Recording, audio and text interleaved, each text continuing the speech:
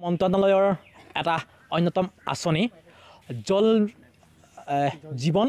mission আৰু এই যি মিছন যি আঁচনি উদ্যোগত আচলতে প্ৰত্যেক গ্ৰামাঞ্চলত ঘৰে ঘৰে বাৰীৰে তেখেতলোকৰ যি পানী যোগান কৰিব লাগে আৰু পানী যোগানৰ বাবে যি তেখেতলোকৰ যি আঁচনি এই আঁচনিসমূহ তেখেতলোকে কেনেধৰণৰ কৰিছে আজি সেই সন্দৰ্ভত আমি বৰ্তমান উপস্থিত আছোঁ ধেমাজি জিলাৰ এটা গ্ৰাম্যাঞ্চল বৰদলনিত আৰু এই দৃশ্য মই দেখাইছোঁ বৰদলনি ভকত কৈপত্ৰ গাঁৱৰ এই যিটো তেখেতলোকৰ জল মিছন যিটো আঁচনি এই আঁচনিত আমি দেখুৱাইছোঁ এয়া হৈছে তেখেতলোকৰ সামান্য এটা আঁচনিৰ যি এটা পাইপ আৰু খুঁটা সাধাৰণতে এনেধৰণে গাঁৱে গাঁৱে দিয়া হৈছে ইতিমধ্যে জানিব পাৰিছোঁ যে যি এই মিছনৰ উদ্যোগত ঘৰে ঘৰে বাৰীৰে আচলতে ইয়াৰ যি খুঁটা আৰু ব্যৱস্থা গ্ৰহণ কৰিব লাগিছিল কিন্তু ইয়াৰ ব্যৱস্থাৰ বিপৰীতে দেখা গৈছে ঠিকাদাৰ আৰু এই পানী যোগান আঁচনিৰ যি বিভাগৰ মইমতালি আৰু যেতিয়া এটা চুবুৰীলৈ এই আঁচনি যাব লাগিছিল তেতিয়া চুবুৰী মানুহে যেতিয়া তেখেতলোকক অৱগত কৰিছিল দৃষ্টিগোচৰ কৰিছিল তেতিয়া ডিপাৰ্টমেণ্ট বা ঠিকাদাৰ মানুহে কৈছিল ইয়াৰ পৰা তেখেতলোকে আৰু ব্যৱস্থা গ্ৰহণ কৰিব নোৱাৰে ধেমাজি বৰদলনি ভকত কৈপত্ৰ গাঁৱৰ এটা চুবুৰী আছে ইয়াতে মই এগৰাকী বয়োজ্যেষ্ঠ মহিলা হয় আপোনালোকৰ কাৰণে যিটো এইটো আঁচনি এটা আহিছে আপোনালোকৰ চুবুৰীটোৰ কাৰণে কেইবাঘৰ ইয়াত আছে তাৰ মাজত ইয়াত আপোনালোকে পানী দি ল'বৰ কাৰণে আপোনালোকে কৈছিল আপোনালোকে যেতিয়া কৈছে কি কৈছিল আহোঁতে তেতিয়া কৈছিলোঁ যে বোপাহঁত অকল এইকণেই দিবনে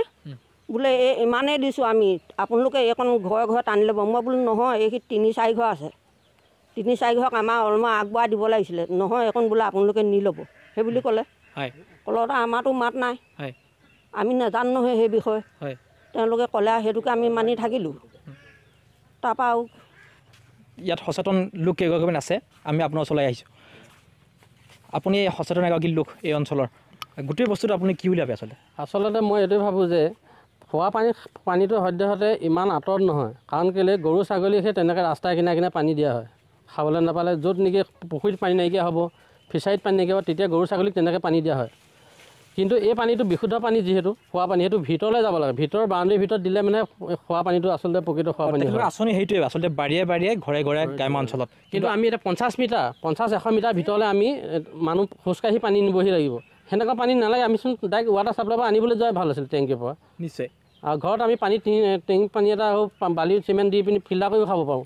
কিন্তু সেইটো নিদি আঁচনি এটা দিছে যেতিয়া চৰকাৰে ইমান লাখ কোটি টকা আঁচনি দিছে তেওঁলোকে ৰাস্তাই গৰু ছাগলীক দিয়া নিচিনাকৈ পানীটো দি থৈ গ'লে আমি উপকৃত নহ'ম নহয় আমি দুখীয়া মানুহ হিচাপে বেলেগ দৰকাৰ নাই চৰকাৰে কি দিছে মোক পানীকণ দিয়ক সুবিধা কৰি ভিতৰলৈ সুমিয়াই দিয়ক নিশ্চয় আমি যিহেতু আপোনালোকৰ ওচৰলৈ আহিছোঁ এই দৃষ্টিগোচৰ কৰিবৰ বাবে চৰকাৰক প্ৰকাশনত দৃষ্টিগোচৰ কৰিবলৈ ইয়াৰ আচলতে পানী যোগান আঁচনিটো কোন খণ্ড বা কোন এটা হেৰিত পৰে আপুনি যদি জানে সেইটো বিষয়ে মই ইমান নাজানো গ্ৰাম্য খণ্ডই হ'ব কিন্তু যিহেতু ইয়াত উপদেষ্টা মানুহখিনিয়ে পানী যোগান আছে এইটো বৰদলনি জনস্বাস্থ্য কাৰিকৰী বিভাগে আছে বৰদলনিতে পৰে কিন্তু তেওঁলোকে কাম কৰি আছে এজন ঠিকাদাৰে ভালেই কৰি আছে কিন্তু এইজন ঠিকাদাৰে কামখিনি কৰি থৈ গুচি গ'ল